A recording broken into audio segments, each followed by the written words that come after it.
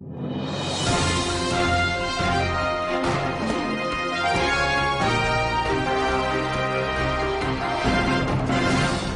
for tuning in to This Week in Poker. I'm Lizzie Harrison, and this is Christy Arnett. Happy 4th of July.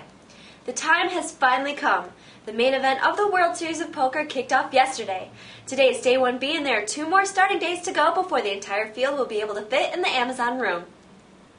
Day 1A of the main event attracted 1,297 players, which is 10 more than played on Day 1A last year. 636 of them will be back on Monday for Day 2. The Day 1A chip leader is Mark Garner. He ended the night with just under 200,000 chips. Brandon Adams finished right behind Garner with 175,000 chips.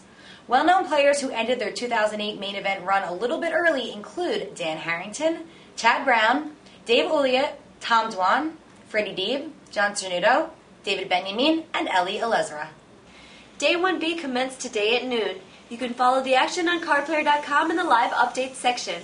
Several pros have already had to accept that this year is not theirs, like Daniel Negreanu, Ted Forrest, and Andy Black hit the rail during the first level of play.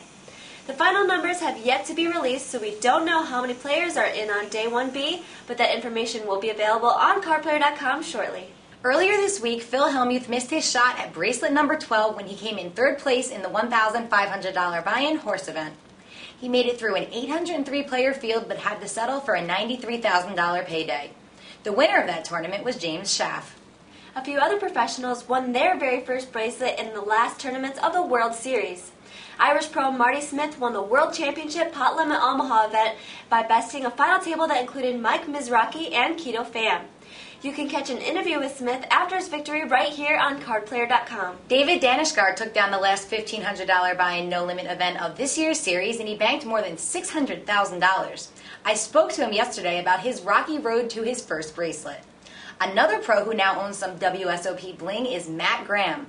Graham came back from a huge chip disadvantage against Jean-Robert Ballon to win the last open tournament before the main event, the $1,500 buy-in limit hold'em shootout.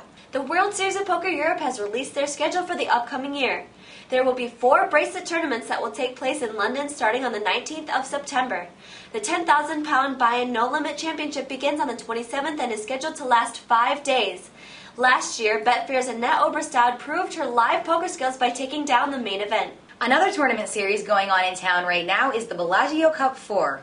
There are 8 events leading up to the $15,000 buy-in World Poker Tour tournament, which starts on the 11th of July. Last year, this event was won by Kevin Saul. All the tournaments are no limit and they begin at noon. Tomorrow's event has a $2,100 buy-in. And that sums up This Week in Poker. I'm Christy Arnett. And I'm Lizzie Harrison for Card Player TV. Enjoy the fireworks tonight.